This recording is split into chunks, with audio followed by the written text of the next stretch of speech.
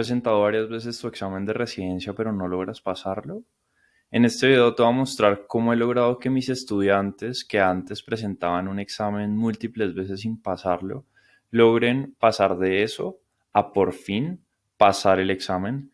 Y te voy a mostrar exactamente cuáles son esos mental frameworks que tienen que seguir para conseguirlo. Así que este es, por ejemplo, una de mis estudiantes, Silvia. Te quería contar que pasé el examen del Rosario. Silvia era la tercera vez que se presentaba al Rosario, nunca había pasado antes. Acá pueden ver una entrevista que hice con ella antes de que pasara el examen. Pero el caso es que justamente cuando conversamos con Silvia, Silvia estaba pasando por esto al inicio, antes de trabajar conmigo. Y arranquemos hablando un poco de contexto, porque el proceso común para prepararse para presentar el examen de residencia suele ser: soy recién graduado, entonces como estoy recién graduado, pues me presento para ver cómo es el examen, me creo todo, soy un crack, eso yo puedo contra todos y todo el mundo. Luego te das cuenta que eso no funciona así, te empiezas a presentar las primeras veces y te das cuenta que la forma en la cual estás como haciendo las cosas no es tan óptima, digamos que no te tomas tan en serio el estudio todavía, dices como no, pues ahí tengo que dedicarle un tiempo para estudiar, pero ya está. Y por último, esta etapa en la que probablemente tú estés, que es la etapa de la experiencia, en donde ya has tomado varios exámenes, ya pasaste por la primera etapa de recién graduado, ya pasaste por la etapa de primeras veces, en donde ahí medio estudiabas. Estás acá, donde ya sabes que tienes que estudiar, ya sabes que te tienes que esforzar, pero pues no has logrado pasar todavía, probablemente hayas estado cerca de pasar tu examen de residencia. Pero, ¿qué significa realmente esforzarse para hacer algo? Que es un punto de inflexión, porque ustedes podrían decir, no, es que yo ya me he esforzado y no he logrado pasar el examen. ¿Qué significa realmente esforzarse para hacer algo? Yo lo defino como el número de recursos disponibles para el esfuerzo o para hacer algo. ¿Qué significa eso? La cantidad de elementos o herramientas que tenemos para hacer las cosas. Por ejemplo, tiempo. El principal recurso es el tiempo. ¿Cuánto tiempo estás dedicando para el estudio? Porque digamos que estás estudiando después de trabajar y trabajas 12 horas. Y trabajas las 12 horas prácticamente todos los días. El hecho de que llegues cansada, cansado del trabajo y digas voy solamente a revisar 20 minutos porque hice 12 horas, ¿está acorde con tus objetivos? La respuesta es no. ¿Por qué no? Porque estás priorizando tu trabajo de médico general. Tú no quieres ser médico general, entonces no priorices tu trabajo de médico general. No te digo deja de trabajar, pero sí te digo, si tu prioridad es estudiar para pasar el examen de residencia, actúa como tal. Cuando yo estaba en la universidad todavía y ya sabía que mi prioridad era el emprendimiento, yo no era que estudiaba y hacía todo lo que tenía que hacer para la universidad y luego me dedicaba al emprendimiento. Mi prioridad siempre fue el emprendimiento. Me enfoqué en el emprendimiento cuando supe que era lo que quería hacer y luego sí hacía lo que era obligatorio para mí en ese momento. Son decisiones difíciles que hay que tomar. Pero el punto ahí también es, obviamente, hay que decidir cosas que nos favorezcan o que nos hagan más fáciles todo. ¿Cómo qué? Pues probablemente empezar a trabajar medio tiempo. Si tienes dos trabajos, dejar uno para poderte poner a estudiar. Esa clase de cosas. Y además de eso, ahí es donde uno empieza a resolver los problemas. Porque uno diría, Si esforzarse, si el esfuerzo, que es lo que nos va a llevar a conseguir el objetivo de pasar a residencia, se define como el número de recursos disponibles, pues uno quisiera conseguir la mayor cantidad de recursos disponibles posibles, ¿no? Y ahí es donde viene esta pregunta. ¿Cómo conseguir más recursos disponibles? Y esto es fundamental. Si yo creo que no es posible resolver mi situación, buscar alternativas, nada va a funcionar. Yo recuerdo cuando iba a comprar un libro en físico, lo quería en físico, pero ese libro no lo vendían para Colombia, no lo enviaban a Colombia. Mi primer pensamiento fue, no, definitivamente no puedo, y me hice la víctima, ¿no? De por qué no vivo en Estados Unidos, por qué no sé qué. Pero luego me puse a pensar, es que, o sea, realmente yo tengo que buscar la forma de ser recursivo y solucionar este problema. Y entonces me busqué por todo lado quién me podía recibir eso en Estados Unidos y me podía hacer el favor de enviármelo. Y adivinen qué, tengo el libro. Pero si no lo hubiera hecho, no lo tendría. Y este ejemplo puede ser muy estúpido, pero ¿qué tan diferente sería tu vida si fueras recursivo o recursiva y no te quedaras en la mentalidad de que si no tienes algo no puedes buscarlo? También me gustaría hablar acá de esto, del apalancamiento, porque una cosa es conseguir la mayor cantidad de recursos disponibles, ¿no? Eso sería maximizar. Pero también hay otro punto y es optimizar. ¿Qué pasa si yo consigo la mayor cantidad de recursos posibles, por ejemplo el tiempo, y aparte de eso, lo que hago es que cada espacio de tiempo que tengo lo dedico de la mejor forma posible?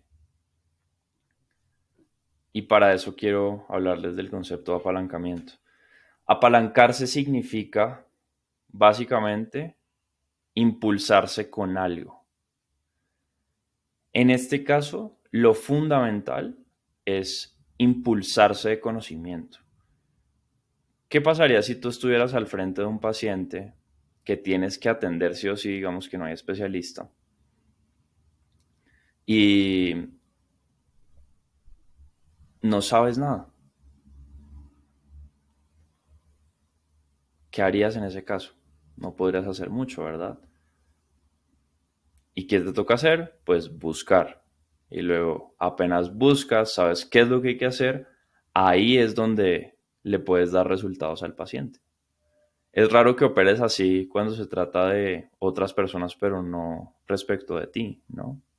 Porque si no estás haciendo lo mismo para mejorar tu preparación, ¿qué estás haciendo?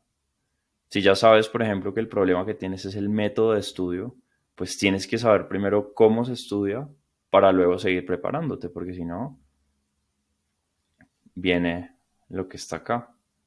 Vivir el mismo año todos los años. Para evitar que eso pase, hay que enfocarse mucho por esto que se llama el extreme ownership. Extreme ownership significa tomar responsabilidad completa de la situación para conseguir más con menos esfuerzo. Por ejemplo, en el caso del paciente, de atender al paciente que les dije ahorita, ustedes tuvieron que tomar responsabilidad completa de la situación, de que estaba en su poder cambiar las cosas, y aprendieron. Acá también está en su poder prepararse mejor para pasar su examen de residencia, pero es su decisión hacerlo o no hacerlo. Así como se lo dije a Silvia. O sea, ya has vivido el mismo año durante los últimos par de años, durante el último par de años, hay que cambiar para cambiar. Porque esto de voy a seguir haciendo lo que vengo haciendo no puede pasar. Porque es que ese resultado ya lo sabes. Ya sabes que viene después. Es como cuando uno, yo cuando era pequeño, metí las manos al fuego una vez y me quemé. Pues creen que seguí metiendo las manos al fuego después de que me quemé. De hecho, acá hay una cicatriz por eso. Pero no lo seguí haciendo. ¿Por qué no lo seguí haciendo? Porque yo ya sabía qué resultado me iba a dar. Probablemente ya sabes qué resultado te va a dar la preparación que estás llevando. Entonces, pues, ¿por qué seguir haciendo lo mismo? Y hay otro punto ahí importante y es identificar realmente cuál es el problema, cuál es la deuda más grande que estás pagando. Y la deuda más grande que estás pagando es no estar ya en residencia para luego ser especialista. De acuerdo con el Colegio Médico Colombiano, para el caso de Colombia, son $25,000 que dejas de hacer cada año que no pasas a residencia. O sea que $25,000, o sea, cualquier cosa, cualquier deuda que tengas, yo creo que es inferior a $25,000. Entonces, el punto es, ¿vas a tomar extreme ownership de la situación o vas a seguir haciendo lo que vienes haciendo por miedo y no cambiar? Porque la realidad es esta, crecer duele. Así como cuando venía creciendo y le dolían como algunas partes del cuerpo, a mí me dolía mucho el pecho. Crecer duele. Y uno o se aguanta el dolor del crecimiento o no crece. Esa es una decisión que tiene que tomar. Pero también ocurre algo acá y es que es difícil a veces escoger entre alternativas. Eso es lo que se conoce como la parálisis por análisis, como que uno se centra en analizar 300 veces todo, en pensar completamente y bla, pero no se da cuenta que la mejor solución en realidad no existe.